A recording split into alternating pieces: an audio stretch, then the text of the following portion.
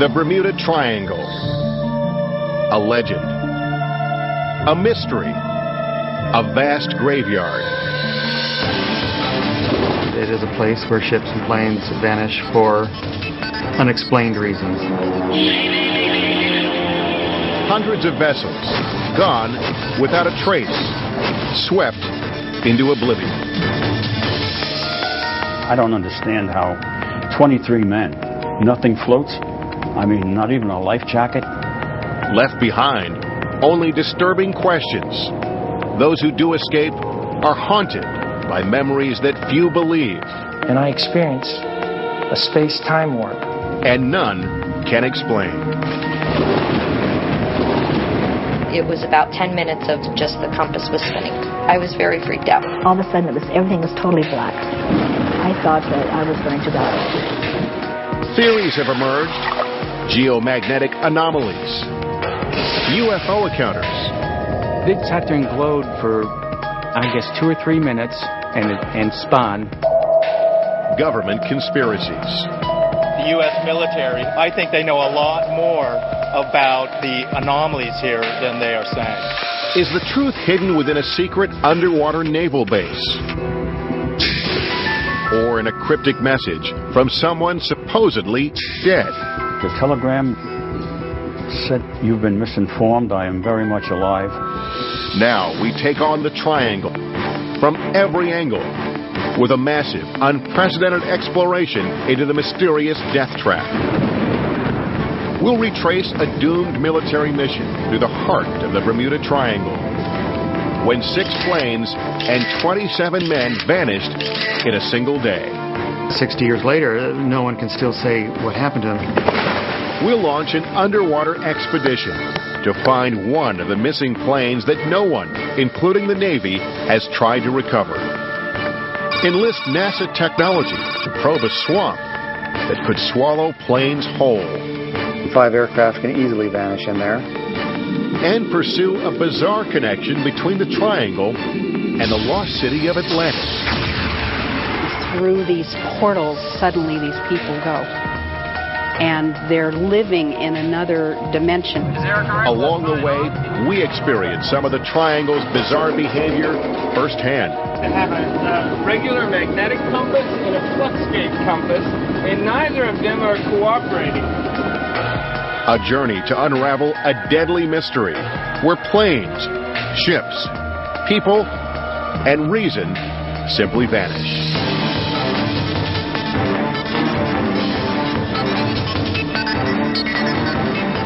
The Bermuda Triangle, startling new secrets.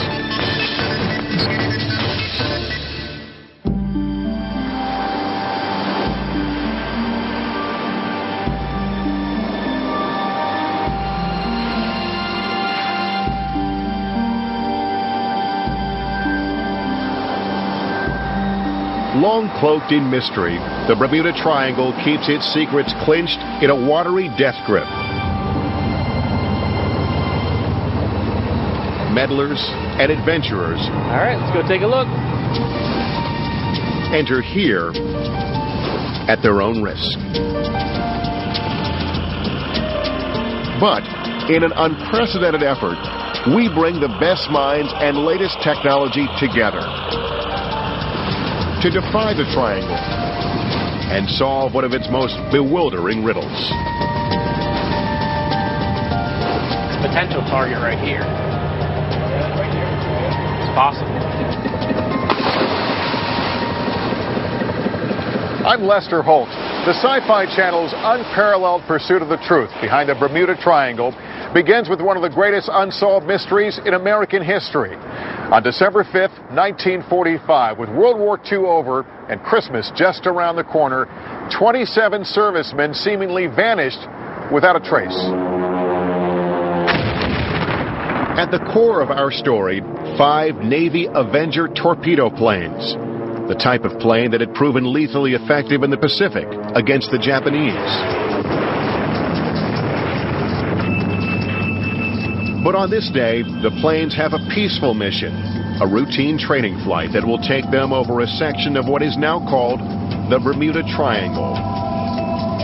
Sadly, neither they nor a search plane sent to find them ever come back. In sporadic radio transmissions received before those planes disappeared completely, the flight's leader is overheard saying that his compasses have gone haywire. Now, 60 years later, this vintage Navy Avenger, identical to the ones lost, will retrace their exact route to see if anything out of the ordinary happens. Let's go ahead and stop. Pilot Rick Siegfried will attempt to navigate the course the same way the pilots did in 1945, using a compass and by simply looking out the window for landmarks and the sun. It's a challenge to once again go back into the type of navigation they used in that day and to duplicate the route. Of course, sailors as far back as Columbus have noted strange anomalies in these waters. On 3 occasions, they did experience a compass variation that was unexplained. Triangle historian Gian Quizar. And then on the eve of discovery of the New World, a light was seen on the horizon, and it rose up, levitated, and then vanished. More than one man did see it aboard 2 of the ships. According to Quizar, those who've witnessed bizarre things here and survived to tell their triangle tale are the lucky ones. In the 1980s, I think some 35 aircraft vanished, and no one had heard about it. It's not reported in the news. But on December 5th, 1945, the inexplicable disappearance of 5 planes known collectively as Flight 19, as well as a large seaplane called a Martin Mariner sent searching for them, becomes big news. It remains one of the biggest mysteries of the Bermuda Triangle to this day. 60 years later, no one can still say what happened to them. How can you have 5 aircraft and then a rescue aircraft vanish in one night? No trace ever found, and no trace ever found since then. Despite underwater mapping, despite underwater cameras, it basically began the enigma of the Bermuda Triangle. The term Bermuda Triangle was coined in 1964 by author Vincent Gaddis. Since then, the area has been called many things, including the Devil's Triangle and Triangle of Death.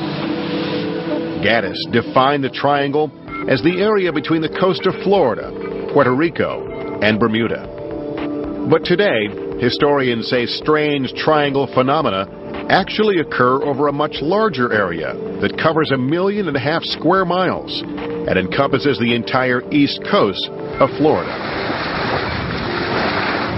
That's a lot of ocean. But our extraordinary team of scientists are venturing into the teeth of the triangle to search one very specific spot for one very specific airplane. And those are the last reported coordinates of where the Martin Mariner reportedly exploded and crashed into the ocean. For the first time ever, our team, led by renowned nautical archaeologist David Bright, will scour the ocean floor for the remains of the search plane that vanished without a trace on December 5th, 1945. This is the flying boat that mysteriously disappeared with its crew of 13 from Navy radar screens just 20 minutes into its flight. At the same moment the plane disappeared from Navy radar, a tanker ship in the area reports seeing a fireball in the sky. On shore, witnesses report a strange green glow far out at sea. 90 minutes after seeing the explosion, the tanker Gaines Mill reports finding an oily film on the water, but no debris and no survivors. Did the Martin Mariner spontaneously explode in midair? If so, where was the wreckage? Or was it swallowed whole by some pretzel-bending warp of time and space? And what about Flight 19, the 5 Avengers that went missing earlier that same night? In Steven Spielberg's Close Encounters of the Third Kind, the crew of Flight 19 is returned to Earth on board an alien spaceship. Is that just Hollywood fantasy? Lieutenant, welcome home. There are things that go on out there that we really don't know, and I don't have the answers. But David White does know a thing or two about the missing flight that has come to define the enigma that is the Bermuda Triangle. In 1945, White was a flight instructor at the Fort Lauderdale Naval Air Station. Here come some TVMs flying over. He often flew the same training route in the same Avenger-type planes that disappeared. These flights went out every day. This navigational training flight was one of 3 or 4 that we had, and it was really quite simple. No problem. It's a simple 3-point route. The planes leave from Fort Lauderdale, conduct a practice bombing run on an old shipwreck off Hens and Chicken Shoals in the Bahamas, and continue eastward. At Great Stirrup Key, the young navigators are to turn northwest, cross Grand Bahama Island, and then turn for home off Great Sail Key. If all goes well, flight time is about 2.5 hours. They all had their wings, and this training base was what they called an operational training base, which was the last flight training that pilots received before they went out to join the fleet.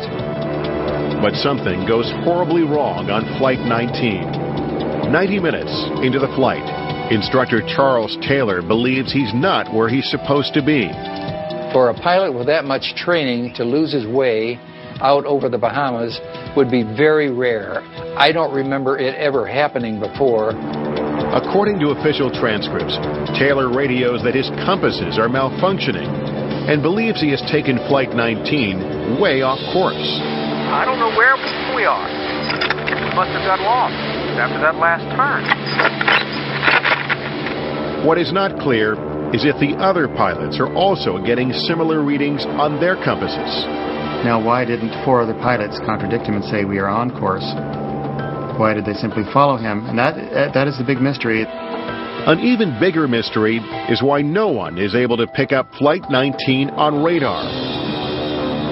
Whatever the reason, Taylor's voice is heard through the static of intermittent radio transmissions, and it is clear that he is lost. I'm in the Keys. Don't know how far down. Don't know how to get to Lauderdale. By 4:26 p.m., the time when they should be landing, Flight 19 is in deep trouble. With only an hour of daylight and an estimated 2 hours of fuel remaining, there is disagreement among the pilots over which direction to take. We would just head west to get home.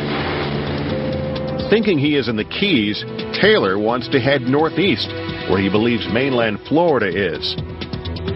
But one of his trainees, Marine Captain Edward Powers, who actually outranks Taylor, believes the planes are near where they should be, in the Bahamas. Powers wants to head west. At this point, it appears there was a disagreement between Powers and Taylor, and only a few minutes after they went east, you could hear Taylor complaining you didn't go far enough east. And so Powers, apparently at that point on his own initiative, did turn the flight west and assumed command of the flight. At 5:19 p.m., with daylight fading and no land in sight, Taylor is overheard preparing Flight 19 to ditch in the ocean. First man gets down to 10 gallons of gas with all land and water together. Everyone understands that. At 7:04 p.m., the skies over the Atlantic Ocean are pitch black, and bad weather is moving in. Another pilot from Flight 19, Joseph Bossy, is finally overheard. It is brief and barely audible. Fox 3, Fox Tier 3, Fox Tier 3 to Fox 28. It is the last anyone ever hears from Flight 19. Early the next morning, David White joins the largest air and sea rescue operation in Navy history. Not only is the Navy missing a squadron of torpedo bombers and their crews, incredibly, it is also missing a very large search plane that went looking for those torpedo bombers.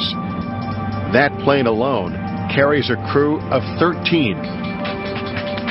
We were very surprised that we found no trace of any debris of any kind. We certainly expected to find someone in the water. Each of the crewmen had a Mae West, and there was a 3-man life raft on each airplane. After 4 days, the search is called off, and 27 servicemen are officially entered in the Navy record books as lost at sea. But are they? 3 weeks after the search is called off, the family of one crewman receives a mysterious telegram that only deepens the mystery. A mystery that we hope to unlock out here. So a target would be a dark spot in there? A target would usually have a bright side to it and then a dark shadow behind it. The engine blocks were very, very heavy. There were 2 big, beautiful Pratt & Whitney engines, and they would have sank like stones. Many adventurers have tried but failed to find the Avengers. Our search for them will explore new territory. Back in gear. But before we get to that, we begin with a new search. An expedition that has never been launched before to find the missing search plane, the Martin Mariner.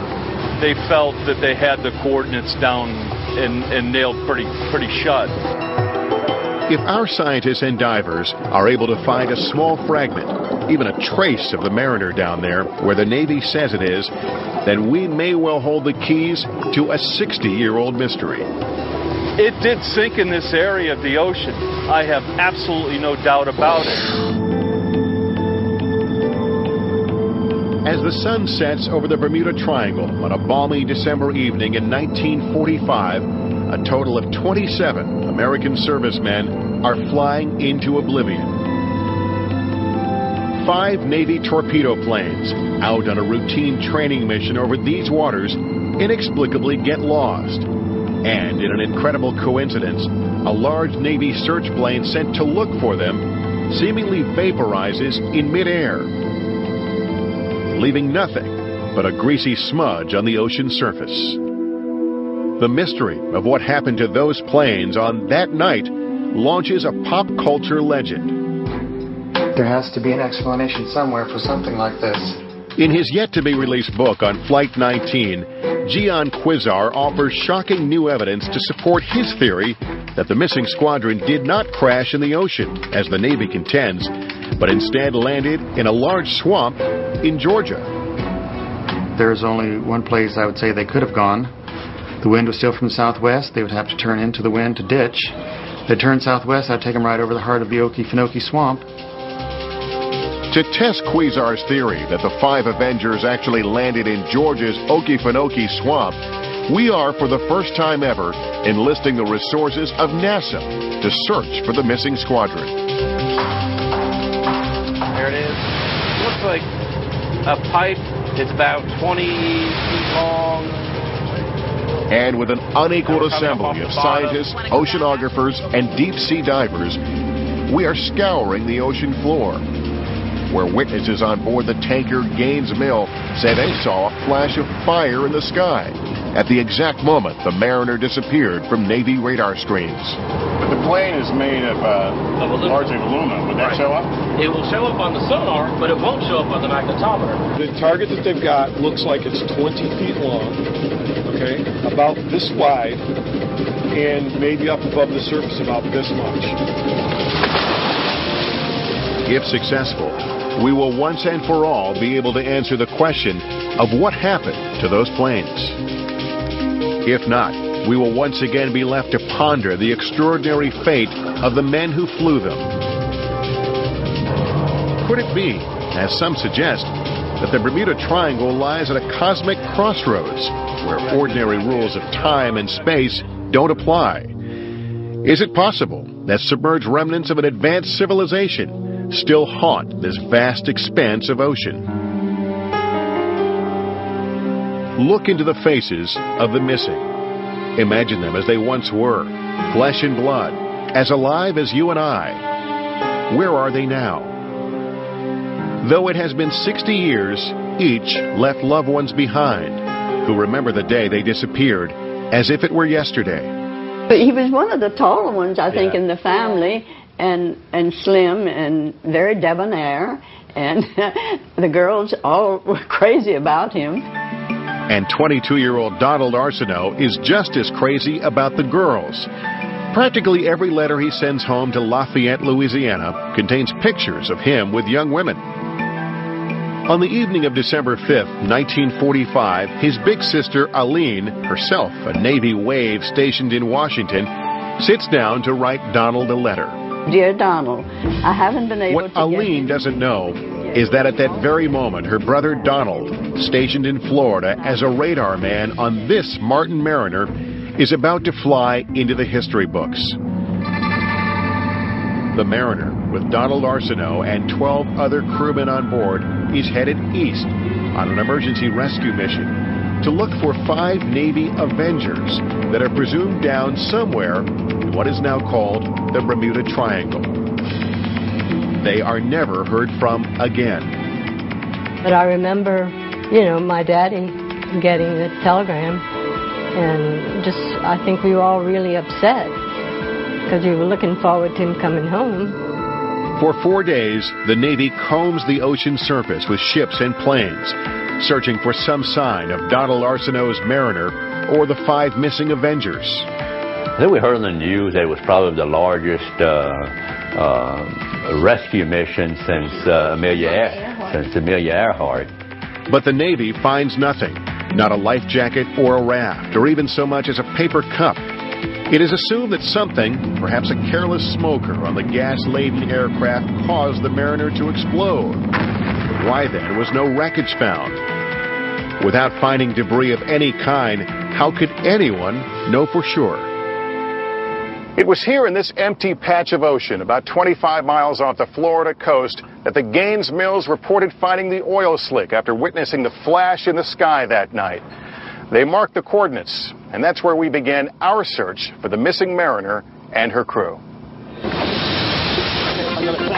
Our expedition will be the first ever to look beneath the waves for clues of what happened to the Mariner. You need to head southwest, Rick. Our leader is David Bright. That'll get us down to the first mark line. A hard-nosed scientist who believes that what goes up must come down. There were 2 big, beautiful Pratt & Whitney engines, and they would have sank like stones. By dragging a side-scan sonar and a magnetometer over the bottom, 80 feet below, in a carefully calibrated search pattern around the Mariner's last coordinates, our team is confident of finding a long-lost piece of history. If anything's there, we're going to find it. We've got the magnetometer running, measuring the Earth's magnetic field. Anything that's made of iron or steel, we'll pick up. But if history is any guide, locating the Mariner will not be easy. Some estimate as many as 1,000 boats and planes have disappeared here without a trace, claiming as many as 8,000 victims along the way. Among them, the crew of the USS Cyclops in 1918. Simply vanished without trace. 309 men gone. And no evidence that a lot of sailors turned up anywhere, that there had been a mutiny. The freighter Marine Sulphur Queen in 1963 and the Sylvia Assa in 1976. Whatever those ships encountered, it was just incredibly destructive and obliterated them without survivors. In 1980, the freighter Poet, also gone without a trace. 520-foot ship carrying nothing more dangerous than number 2 yellow corn. Disappeared north of Bermuda, no EPIRB signal. Some dismiss these disappearances as likely due to human error in an age before we had high-tech satellite equipment. But the fact is, vessels disappear in the triangle with disturbing frequency, without warning, and without a trace. Boats still disappear, probably 12 to 20 per year. 2000, 2001, 2 sister ships vanished in the Caribbean. The U.S. Coast Guard in Miami is keenly aware of the perils of the vast open ocean that makes up the Bermuda Triangle. This one station alone is responsible for 20% of the nation's search and rescue missions. The Coast Guard doesn't subscribe to the myth of the Bermuda Triangle. The ocean is an unforgiving environment. If you make a mistake, you will pay for it. And there's any number of factors that contribute to the losses of aircraft or vessel in this or any other part of the oceans. But according to historians like Quizar, human error alone cannot explain all the Triangle's bizarre disappearances. the area and the enigma is quite real. More ships and planes do vanish. They vanish for very unusual reasons in some cases. In 1978, a small charter plane flying from Fort Lauderdale to Havana disappears from radar. In 1954, a special Navy flight carrying 44 passengers and crew to the Azores vanishes. The cargo manifest lists 111 life vests and 5 life rafts on board. It's a luggage flight. There's no debris. That goes on frequently enough. Even Charles Lindbergh reportedly has a close call in the Triangle. In 1928, 1 year after flying solo across the Atlantic, Lindbergh takes off for a night flight from Havana to St. Louis. According to published accounts of that flight, somewhere over the Florida Straits, Lindbergh's compass begins spinning, and by the time the sun comes up, he is way off course and headed out to sea. Down on the ocean surface, our expedition is getting its first taste of Triangle treachery as well. How close are we?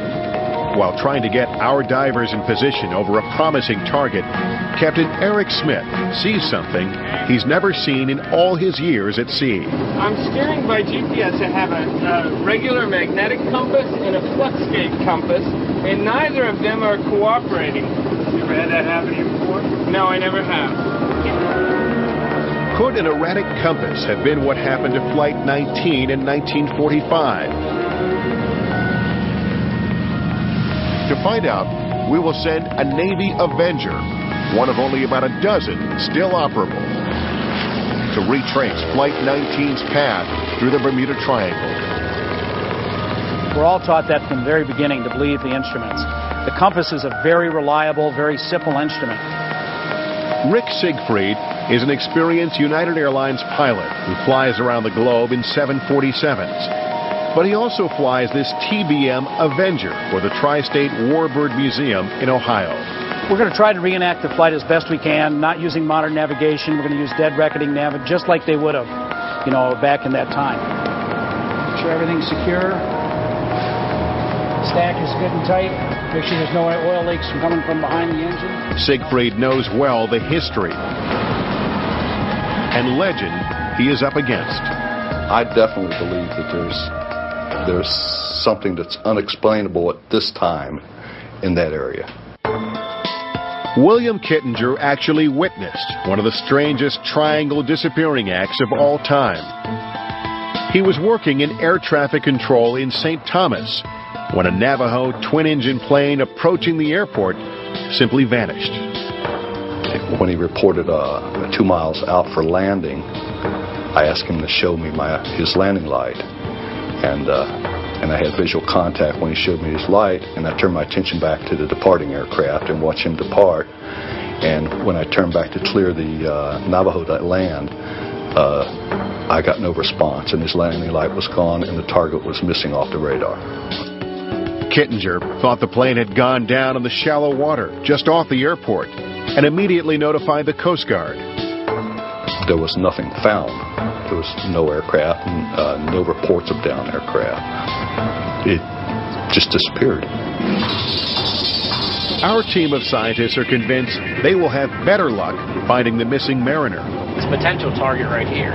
Hours of dragging sensors over the bottom has proven one thing. The bottom here looks like a moonscape. It's flat and hard. Anything man-made lying down here is going to stand out. We're on target number 2 that they've identified, and we believe it's some kind of a piece that's sticking up. Maybe a wing edge, a plane, a piece of sheet metal from the plane or something like that. For 60 years, the most confounding and compelling mystery of the Bermuda Triangle is the disappearance of Flight 19. 5 Navy Avengers fly off the coast of Florida on a routine training exercise and never return.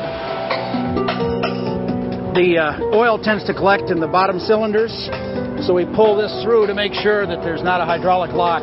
Pilot Rick Siegfried is getting ready to fly the path that Flight 19 planned to take that day. It's just one leg of our multi-pronged search for answers to what happened in December 1945. we might get a little insight into how they might have either lost track of time and or lost track of their position. Flying a World War II Navy Avenger identical to the fated planes, Siegfried will navigate the course the same way the pilots did 60 years ago, using a compass, the sun, and landmarks. Battery on. Oil good. Boost pump on.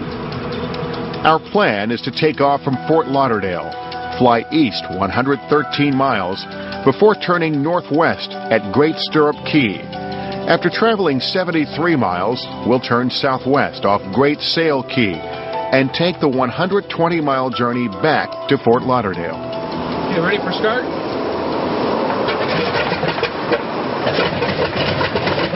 The Naval Air Station where Flight 19 originated is now the Fort Lauderdale Hollywood International Airport.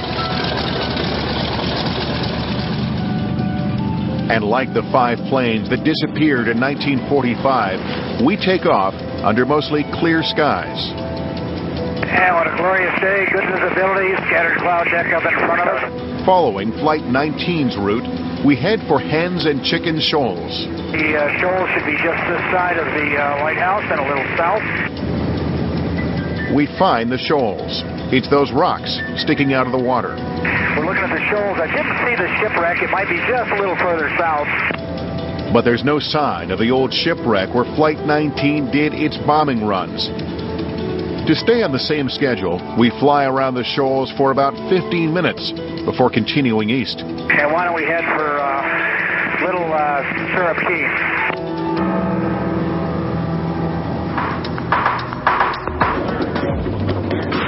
Down on the water, our experts have spent days systematically searching this patch of ocean for some scrap of the Martin Mariner that vanished while looking for Flight 19. This is where the Navy says the Mariner disappeared from its radar screens. This is where a passing tanker reported finding an oil slick. All of our research and conjecture comes down to this: putting divers in the water. One of our vessels, the Sea Dog Diver, has found a target. It's big and it's metal, and it's 80 feet down. Could it be part of the Martin Mariner that disappeared 60 years ago, launching the legend of the Bermuda Triangle? Andrew Driver, a former member of the British Special Forces, is about to find out.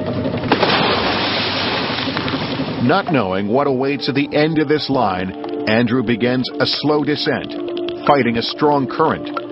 At 40 feet, about halfway down, visibility is about 15 feet. Not ideal, but good enough to find a large chunk of airplane, if it's there. Suddenly, at 60 feet, the water temperature drops and visibility is cut in half. Andrew has hit a thermocline, a layer of cold water and thick plankton that will make finding the target that much more difficult. Andrew continues his descent, but doesn't realize he has arrived on the ocean floor until he hits it. Using a reel of line to measure his distance from the spot where the dive weights landed, Andrew begins swimming in ever-increasing circles until gradually a silhouette comes into view, something that looks man-made. Is this the wreckage we've been looking for? Or is it the muted remains of yet another disappearance from the Bermuda Triangle? Beneath this glistening water lies a graveyard littered with the skeletons of unnamed vessels.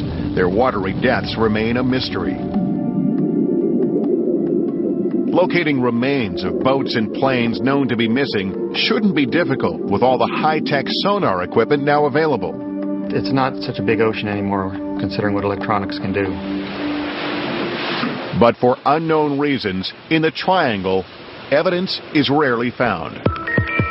It has to be something local to the area. It does not occur elsewhere to this extent. And always disappearance, always nothing, and so many. In cases involving crashes or explosions, the lack of debris could be due to the Gulf Stream, which cuts right through the Triangle. With some of the fastest currents in the world, it is like the ocean's superhighway. This means debris can be swept away quickly.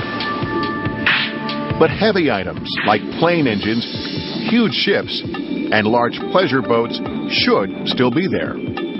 A boat disappearance is actually more mysterious, but we don't get as much information because the NTSB will not investigate, nor does the Coast Guard, a pleasure craft disappearance. Parts of the triangle are incredibly deep. North of Puerto Rico is what's called the Puerto Rico Trench. Here, the depth drops to 30,000 feet, the deepest point in the entire Atlantic Ocean. And right off Andros Island in the Bahamas is what is called the tongue of the ocean. The water depth suddenly changes from being just a few hundred feet into thousands of feet. This deep drop-off is a dramatic change from the rest of the Bahamas bank, which is extremely shallow. This creates unique patterns in weather and waves. In this sort of confined area, it's almost like a canyon. The water patterns and also wave conditions are pretty strange. Hans Graber is an oceanographer at the University of Miami who specializes in rogue waves. Rogue waves are large waves that defy the pattern of the waves on the surface at any given time. They can be perilous, up to 120 feet in size. Graber thinks rogue waves may be the cause of many a ship's unknown demise.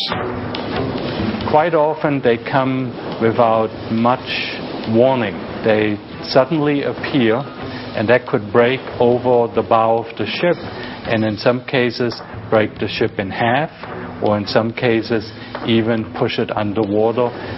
If someone is on the deck, I don't think that there's much hope for anyone finding that person anymore. In the spring of 2005, passengers on the Norwegian Dawn, an enormous cruise ship traveling from the Bahamas to New York, experienced the terror of a rogue wave. Out of nowhere, a 70-foot wave slams the boat. Passengers are injured, windows are broken, and 62 cabins are flooded. Rogue waves are just one of the unexpected perils of the triangle. Dangerously deceptive weather conditions are another. They can change very quickly, even hourly, especially in the summertime. You can get very quickly thunderstorms, squalls. An average of 5 hurricanes a year barrel through this area. Also, waterspouts, like this one on the water behind these houses in South Florida, can pop up out of nowhere. These tornadoes over water indiscriminately suck up and spit out anything in their path. The Bermuda Triangle's treacherous waves and weather may cause vessels distress, but they don't explain all the disappearances or answer the perplexing mystery of why so many, like the Mariner, vanish without a trace.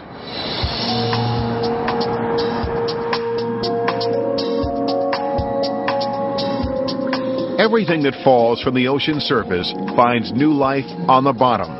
The target that casts such a promising shadow on the sonar screen looks quite different up close, encrusted with coral and teeming with sea life. 4 feet wide and 8 feet long, the target Andrew Driver has located rises about 3 feet off the ocean floor. It looks man-made, but what is it? Knocking away the decades, Andrew began searching for something recognizable on this fragment from another time. In the dim light of the ocean depths, he hopes to find a serial number, an emblem or seal, anything that might reveal the artifact's origin. After examining the target for 20 minutes, Andrew returns to the surface with news our team anxiously waits to hear. Have they, at long last, found the missing Mariner?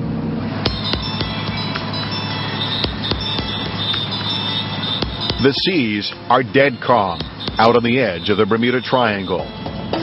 For the first time since it vanished 60 years ago, our team thinks they may have found a tangible link to the missing Mariner. But after 20 minutes on the ocean floor, examining a lost relic, scuba expert Andrew Driver surfaces with more questions than answers. What's it look like? There's nothing that shouts out at you. It's an airplane, but Over the 60 years or so, things could have grown up all around it. Were you able to chip any of it away? Yeah, we chipped away and we dug around with a screwdriver, not wanting to do too much damage to the reef or anything like that, just to see if we could find anything that was, obviously human or metallic. But we didn't see anything. After another dive and further discussion, it's determined that whatever it is, or used to be, this fragment is simply too far gone to be positively identified now. With miles of ocean bottom still to be surveyed, expedition leader David Bright decides to press on, confident that the large debris field he's looking for will soon be found. But those who've had close calls in the Bermuda Triangle say mere science and logic cannot fully explain what happens here. Some insist there is something otherworldly going on. After seeing what I saw, I think there's something to the Bermuda Triangle mystery. Doug Gurdon and Paul Vance have a close encounter with mystifying forces in the Triangle. They are on a sailboat en route to the Bahamas from Florida in June of 2001. Night has just fallen when their transforming experience begins. We were about 12 miles offshore. During our trip, I've been watching the sky and watching the airplanes go over going into Miami. I watched one particular light, and it came across the sky, and then it stopped. What happened next was that this cloud and this light slowly turned into a swirling mist and started revolving very slowly, and was mesmerized by this, obviously. It was something I had never seen before. It sat there and glowed for 2 or 3 minutes and spun, but it is as if this light came to a predetermined position and this cloud formed underneath it, almost like it was a door. And then the light went through that door or a passage. Then things get even scarier. The only engine on the boat, the one they were using to motor across the Gulf Stream, suddenly starts to fail. When we saw this light and it had finished dissipating, we had engine problems. Without a motor, Vance and Gurdon have to sail back to Florida in the middle of the night. They are shaken by what they saw lurking in the skies above the Triangle and relieved to have escaped it. I just said my last little prayer because, it was really a shocking thing to see. I just made sure all my sins were forgiven one more time. Was it a UFO? Reports of strange lights in the sky here go back for centuries. Remember those lights spotted by Columbus on the eve of discovering the New World? Is it possible that visitors from another galaxy were visiting the Triangle even then?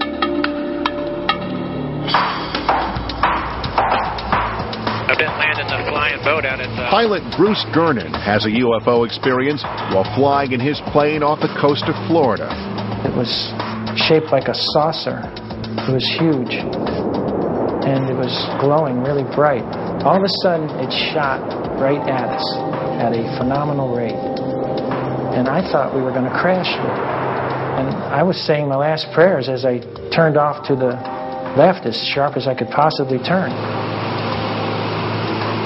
And then when I looked back, after I made the turn, it was gone.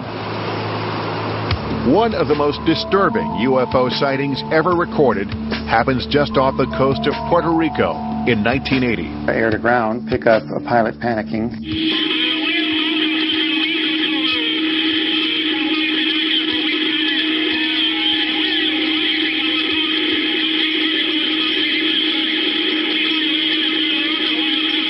His name was Jose Maldonado Torres. He is talking about a weird object harassing his aircraft that made him change courses 3 times. He keeps calling Mayday. It's obvious he's quite desperate by this time. He vanishes with his last communication. A few minutes later, another blip reappears on the scope, tracking in a different direction, no transponder of any kind, and then that vanishes from the scope as well. Do UFOs play a role in the disappearances here? They are just one of the many mysteries of the Triangle. After 3 long days on the water, our experts have found nothing definitive in their search for the missing mariner. All right, guys, let's pack it up for today. But later that night, those of us on board our dive boat, the Ketty Lund, find out just how terrifyingly real the mystique of the Bermuda Triangle can be. I think you'd be surprised how much... Shortly after 10 p.m., as our crew relaxes, the Ketty Lund is suddenly plunged into darkness. All of the electrical circuits are dead. No lights, no radio. Because the generator won't crank, the powerful bilge pumps which keep the old wooden ship afloat are useless. In short, the Ketty Lund is sinking, with no way to call for help. It is after midnight before Captain Eric Smith and our crew are able to raise the ship's massive anchor and get the engine started. Fire in the hole!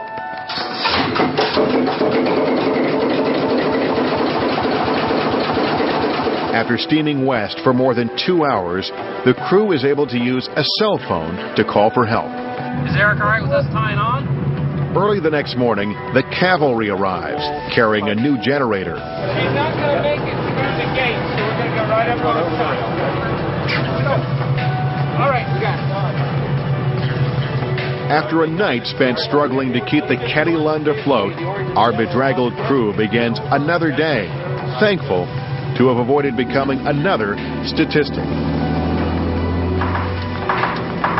Okay, I see our destination.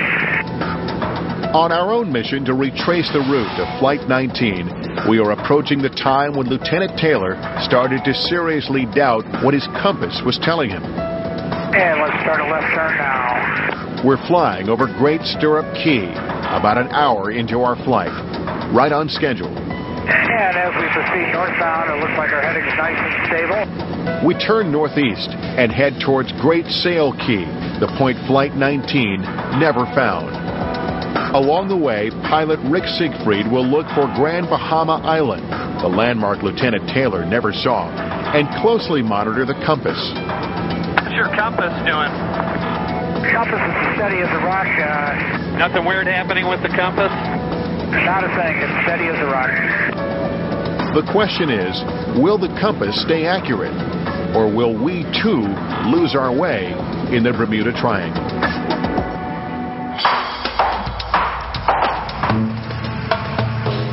It seems like anyone who spends time in this area has a tale about electromagnetic malfunction or spinning compasses. Remember when our captain struggled to get an accurate reading from his compasses? I'm steering by GPS. I have a regular magnetic compass and a fluxgate compass, and neither of them are cooperating. Well, there's something about the area of the triangle. There's something, either its placement on the globe, the unique weather conditions, humidity that causes the electric charges, something beneath the sea. But what could it be? Science has no real explanation for phenomena encountered here by people like Krista Brown, a diving instructor in Bimini. My husband Brown and I have been on the boat before with a compass and with a GPS, and the two of them are not aligned with one another. One is telling you to go 25 degrees one way and the other is 25 degrees in the opposite direction. There's some force or some energy or something out there that's causing them not to align up. William Kittinger, the air traffic controller who witnesses a plane disappear, also experiences electromagnetic deviations as a pilot. As I was climbing out of Great Inagua to Port-au-Prince, as I was climbing out, I believe I flew around 6,000 feet. My compass started spinning. I'd never seen a compass do that before. It lasted approximately 5 to 10 minutes, Kittinger had an electronic compass that is still working, but other pilots are not so lucky. Memories of scary magnetic deviations still haunt pilot Carrie Trantham years after a terrifying flight. She is flying solo to Key West one evening. She's expecting an easy flight. There were really high clouds up there, and I thought that everything was going to be great. And all of a sudden, it was like a blanket fell over my airplane, and I was in pitch dark. All of a sudden, I'm not sure what the plane is doing. I lose control of the airplane. Carrie's instruments are totally erratic. She has no horizon, no way to navigate. She is engulfed by what seems like a thick fog. So I wasn't sure if I was upside down, right side up, going north or south or what. I thought that I was going to die. She levels her wings and tries to call local air traffic control for help, but even the radio has inexplicably gone out. I tried to contact the radio frequency that I had been given before this happened. I hadn't talked to that controller yet, so I tried to call that controller. There was no response. Finally, after what seems to Carrie like an eternity, the lights of Miami appear. Her instruments start working again, and she navigates her way home. Is Carrie Trantham surrounded by some kind of strange and dangerous fog? Krista Brown, the diving instructor in Bimini, says she has encountered bizarre fog out on the water. About a mile out, a fog just overtook the whole entire boat. All of a sudden it just like appeared like a cloud, and then it just encrusted all around us. It was very disorienting because you didn't know where you were going. You couldn't see any other landmarks. Fog is created over water when the water is warmer than the air. But Krista says those conditions weren't in place. It was kind of freaky. Very, very, very strange. Does this fog have an electromagnetic component to it? Could magnetic deviations be the key to the mystery of Flight 19?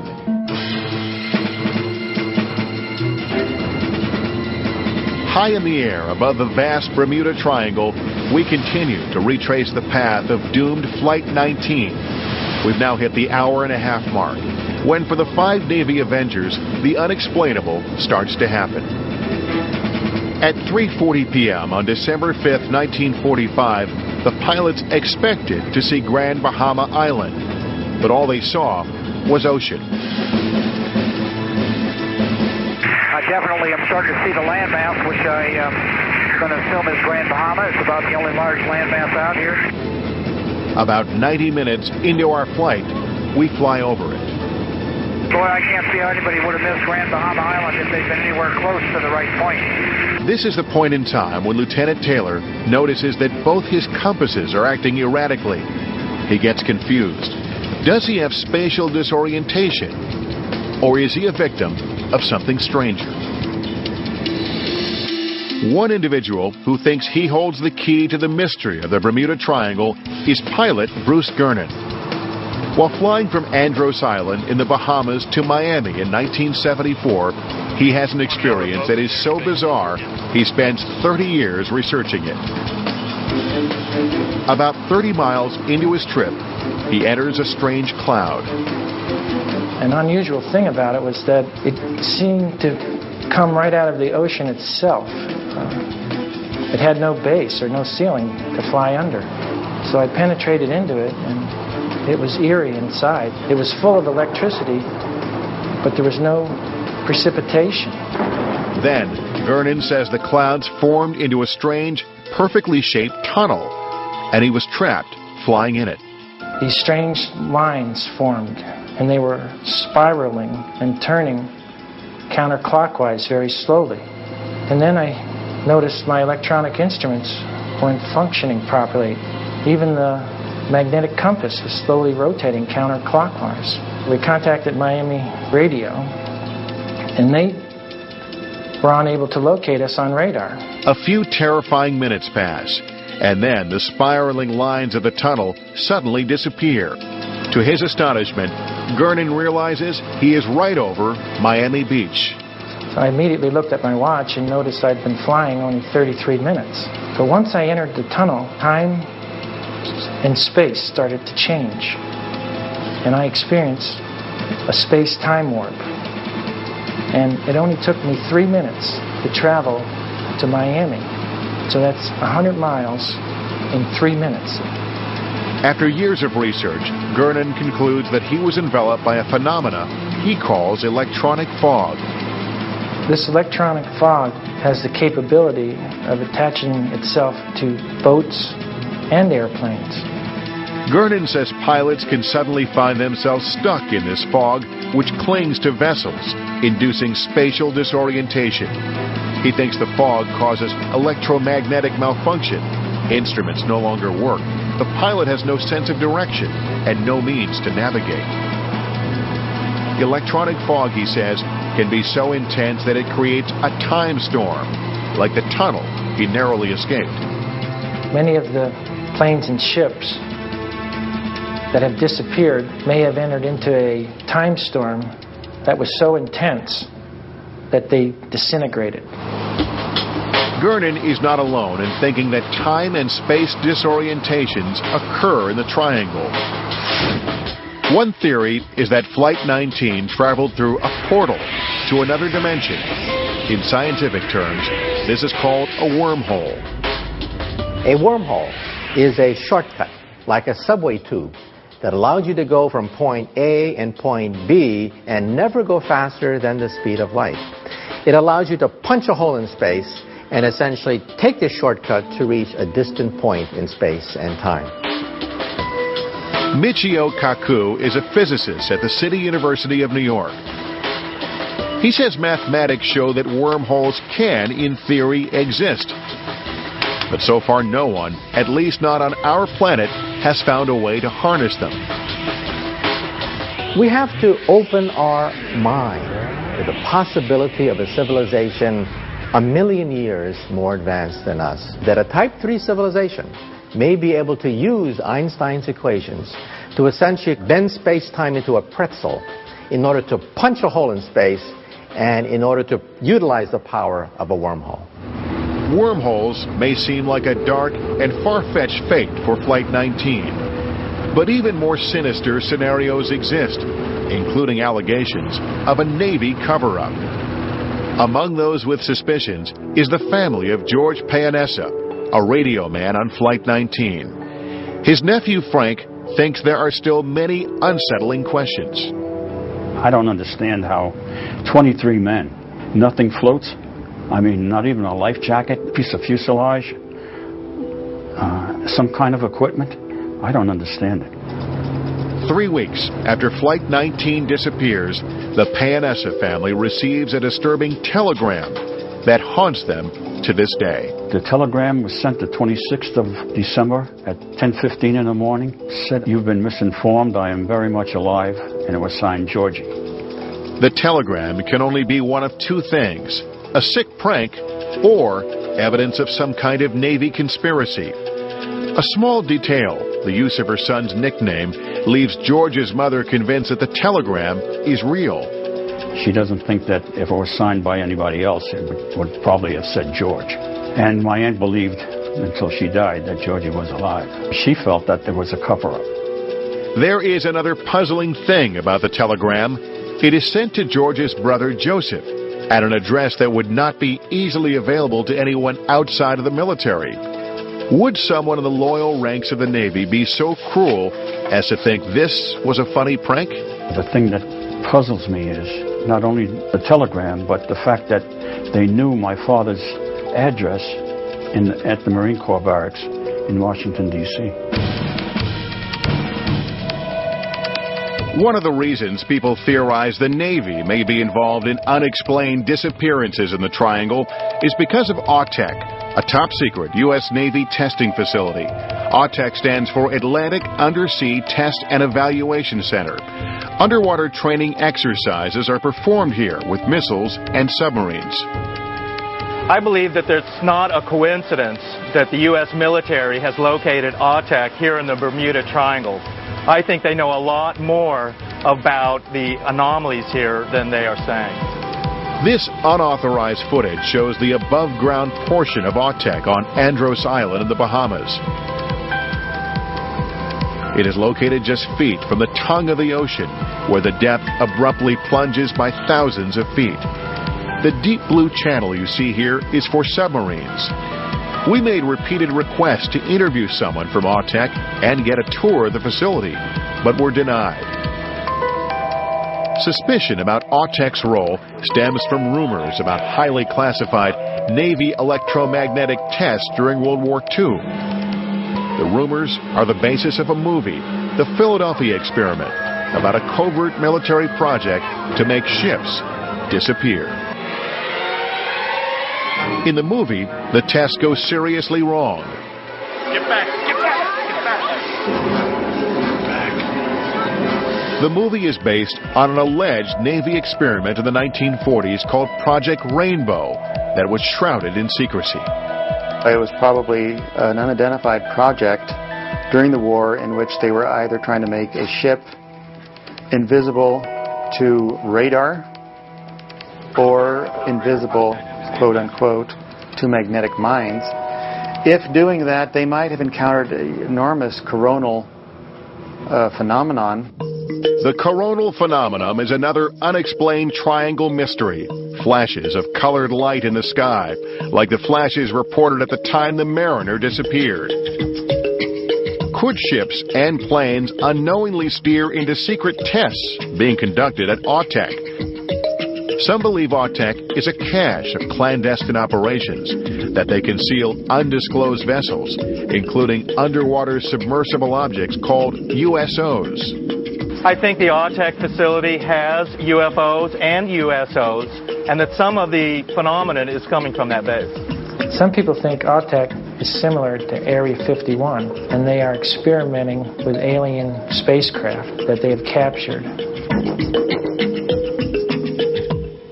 AUTEC's role in electromagnetic testing remains unknown, but others confirm that electromagnetic phenomenon exists.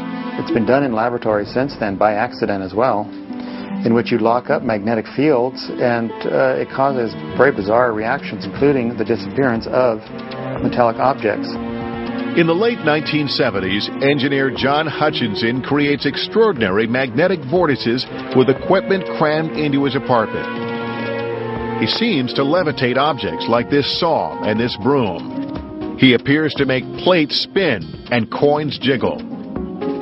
This is his footage, which no outsider has ever authenticated.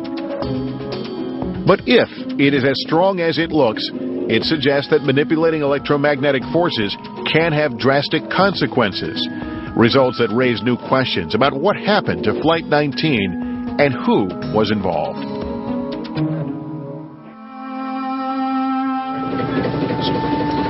The target that they've got looks like it's 20 feet long. My guess is there was something there at one point, but a lot of it's disintegrated. And that's where you can find a 60-year-old aircraft. For 5 days, our expedition has been combing the ocean bottom at the exact location the Navy says a search plane went down 60 years ago. We have found a strange object on the ocean floor, but it doesn't appear to be a piece of the missing plane. I truly believe we're looking at the engines, which were big. Right. And with only 2 days left to finish scanning our target area, expedition leader David Bright desperately needs a new plan.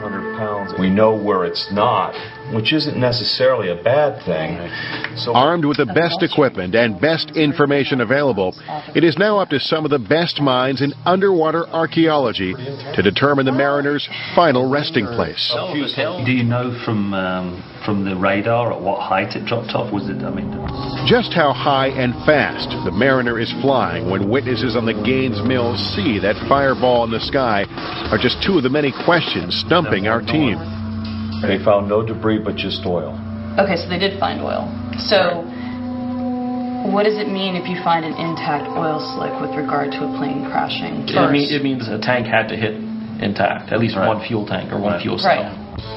If, as our experts suspect, large pieces of the plane hit the water intact near the coordinates of that oil slick, then the heaviest of those pieces, the engines, each weighing more than a ton, must still be there. Let's expand the lines and look for a larger target. Right. Exactly. After 40 minutes, a consensus. Yes, by searching south and east of the Navy's original coordinates and adjusting the towfish settings to search for bigger objects over a broader area, our team will double its chances of finding the Mariner's engines. Okay, good. Very good, yes. That's a plan. We have a plan? It's a good plan, yes. Meanwhile, we're nearing the last leg of the journey, retracing the path Flight 19 had planned to take 60 years ago, looking for any clues that may be revealed in the sky. But our compass is working perfectly, as are all of the other instruments. Looks as like we're making our turn point at Great Sail Key. Making a nice left turn here. We reach Great Sail Key, the small island Flight 19 never found, and head back to Fort Lauderdale. Sadly, Flight 19, I don't believe, ever made it to this point, which is the final leg back from Great Sail Key into Fort Lauderdale. So what happened to those missing planes? Unlike the Navy, Gian Quizar doesn't believe the planes are sitting on the bottom of the ocean.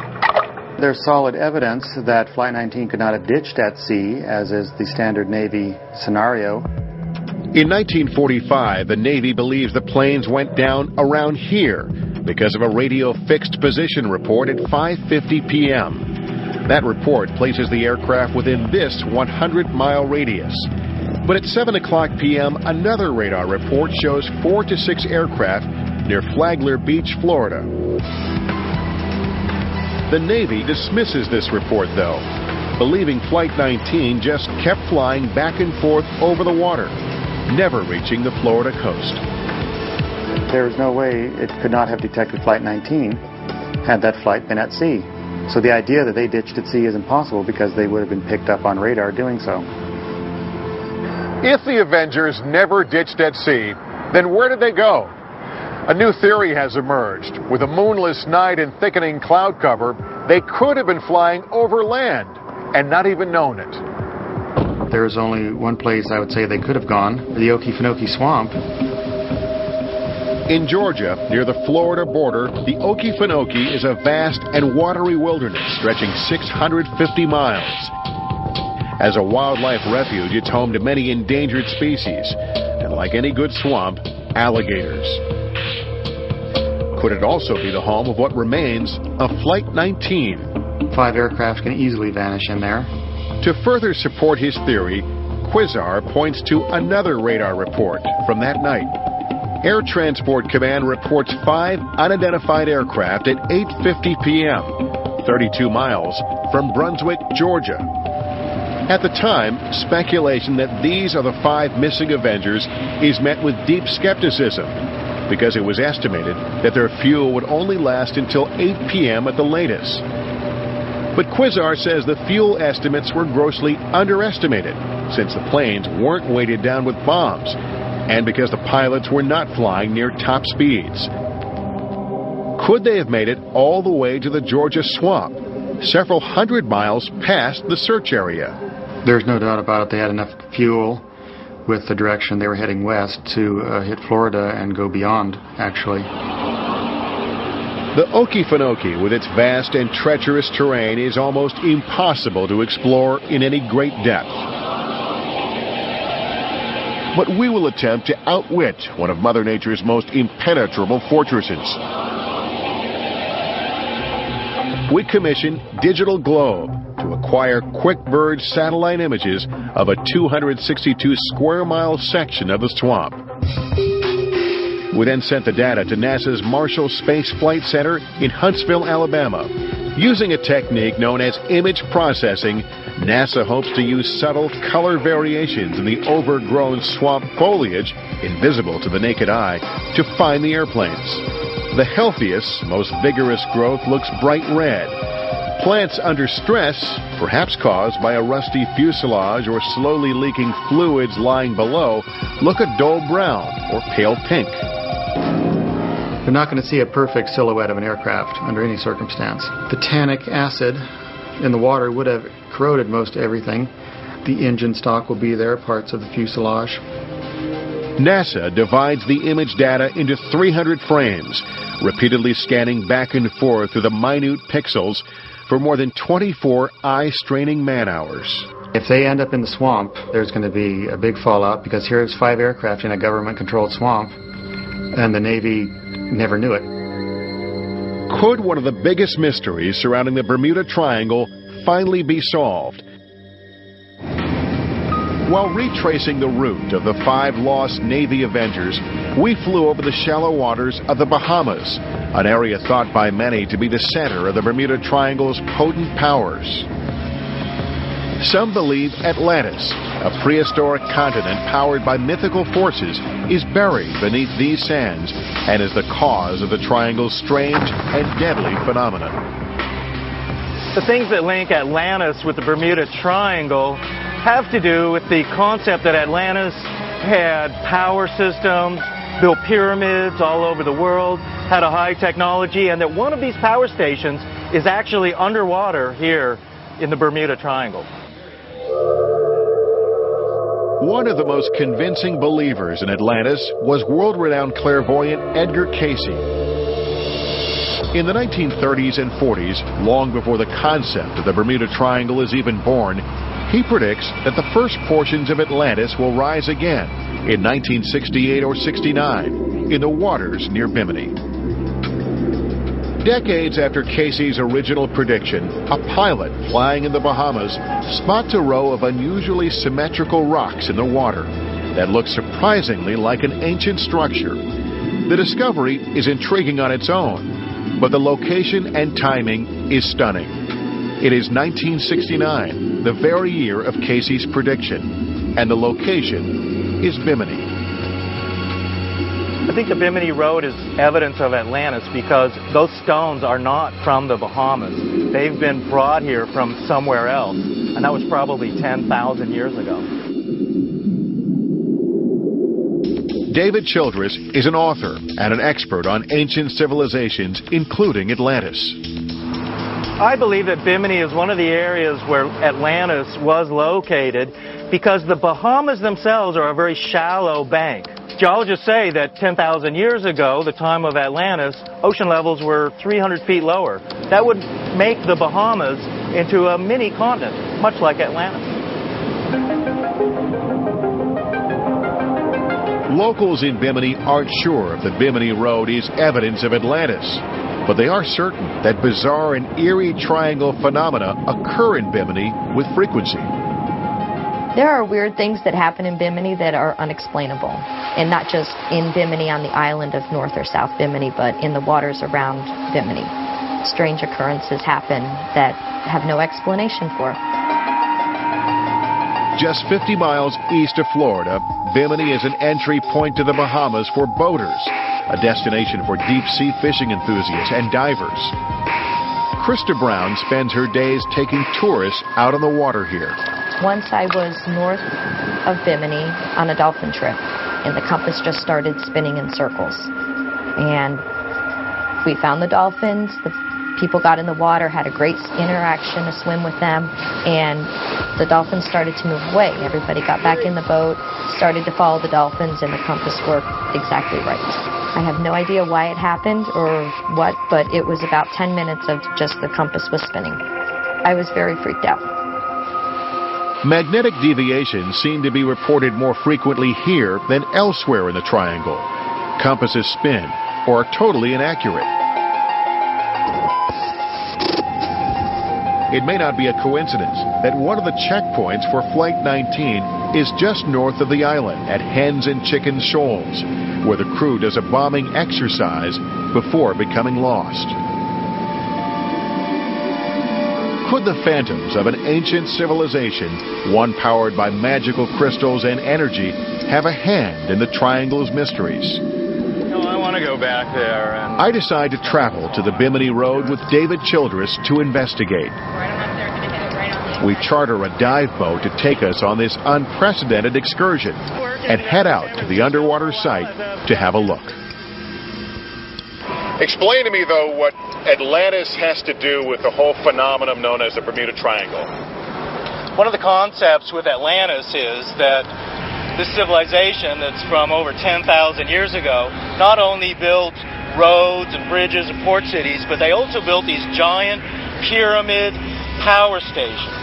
These things, in theory, are underwater now, and they occasionally become active. When these giant Atlantean power stations become active, they create some of the Bermuda Triangle phenomenon. There's a dimensional shift. There's magnetic anomalies. your compass is going to start spinning and go crazy. Your radio suddenly won't work correctly. Even as you look out around you, the ocean and everything looks different. 15 feet below us is the famous Bimini Road, the row of rectangular large stones, and the question that's always asked, are they man-made? Could they be linked to the lost city of Atlantis? We're about to go down and find out. All right, I'm good to go. We're good to go? What do you think? We'll just jump off the back and we'll be doing it? Yeah. David and I snorkel over the stones, looking for signs the road is man-made.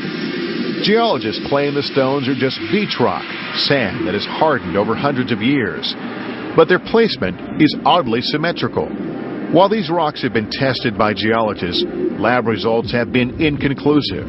All old stones are natural, so testing their age doesn't prove anything one way or another. Only tool marks could prove that the road was assembled by man.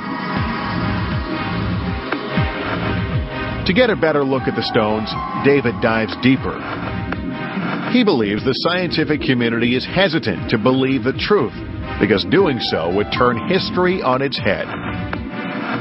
If the Bimini Road were proven to be man-made, it would totally change academia's view of mankind in the past and civilization, pushing civilization back at least 10,000 years. Modern science is still struggling to get conclusive answers about the origins of the Bimini Road. But given Edgar Casey's clairvoyant predictions, we enlist a psychic, Judy Calley, to see what she thinks about the link between Atlantis and the Bimini Road. I can feel the energy of the city. I can feel the expansiveness of how large it is. It is huge. It's absolutely huge. I can feel the energy of the crystals. Judy says the mythological crystals of Atlantis are actually catalysts for the unexplained disappearances in the triangle. They are laying on their side, and the sun is activating them at certain points. And when it activates it and aligns it at a certain frequency, it opens portals. And through these portals, suddenly these people go. And they're living in another dimension. It's like a frequency away. Locals say that 30 miles east of here is one of these portals, the one they say Flight 19 went through. They claim diving there is spooky. The water is always murky, even when it should be clear. There are these vortex areas around the world that are portals into other dimensions, and one of those appears to be here in the Bahamas. Did Flight 19 go through a vortex? Were they sucked into another dimension? If so, we have no hope for finding the planes. Coming up, one last chance to crack the code of the Bermuda Triangle. Tell David that I'm not going to proceed into a thunderstorm. But the triangle doesn't easily surrender its secrets. The conclusion, the Bermuda Triangle, startling new secrets when we come back.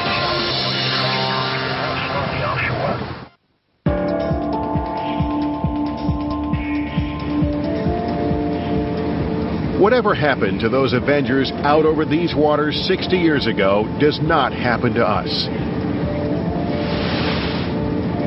Unlike the pilots who disappeared in December 1945, 2.5 hours after takeoff, pilot Rick Siegfried sees the Florida coast coming into view. We may be close to landing, but we're no closer to answering the nagging questions of what happened in the air that night in 1945.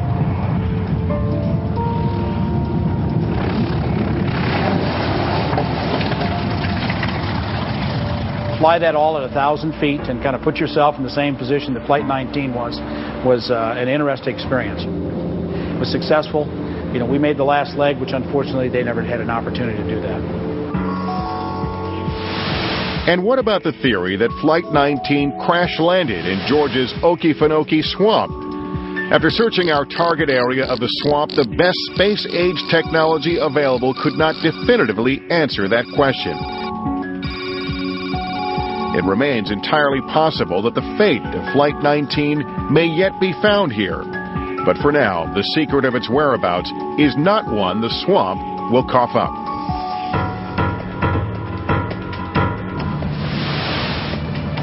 Ultimately, violent weather forces our elite team of scientists to abandon their search for the missing mariner. We don't know how long this cell is going to be here or whether it's going to be multiple cells coming through. After 6 days on the water, searching 5 square miles of ocean around the last reported coordinates of the Martin Mariner, we found nothing definitive. The fate of the Mariner is now an even bigger mystery. Yet another secret the Triangle refuses to give up. Storms will be quite strong with the potential for frequent to excessive lightning. Wind gusts to 60 miles an hour. 0.5 scale with an isolated tornado. The greatest threat appears to be... Did we fail to find the Mariner because the Navy made a mistake when recording the coordinates? Or did we fail to find the Mariner because it was never there to be found? Now it becomes even more of a mystery. Maybe just flew into space. For the families of the men who disappeared on that December night 60 years ago, there will be no closure. Just renewed interest in the fate of the handsome young men who stare back at them from old photographs. I wish you could have found something. Then, we'd have known for a fact exactly what happened and what happened to Donald. But now you tell us you found nothing in a 5-mile area, So where is it? I just don't think that a void opened up and then swallowed them. But what about that strange telegram the Payanessa family received weeks after the disappearance of Flight 19? What else could possibly explain the strange and interlocking web of disappearances in this part of the world? I've heard a lot of theories, but to me it doesn't satisfy my curiosity as what has happened to all of these people and aircraft and ships. Is it possible, as many believe, that unseen and unparalleled powers are at work here? Forces that obliterate matter or teleport man and his most sophisticated machines to other dimensions. There's absolutely something going on in this area. I believe this power that's in the triangle is just as evolutionary as electricity. Once we learn how to harness this energy, we'll be able to travel to different stars. The possibilities are mind-numbing, the potential enormous. But one thing is certain. After bringing to bear the best science available at the dawn of the 21st century, the riddle of the Bermuda Triangle remains what it has always been, a mystery. And if the mystery can be solved, it will likely fall to some future generation to solve it. But for now, all we can do is look at these waters and wonder. I'm Lester Holt.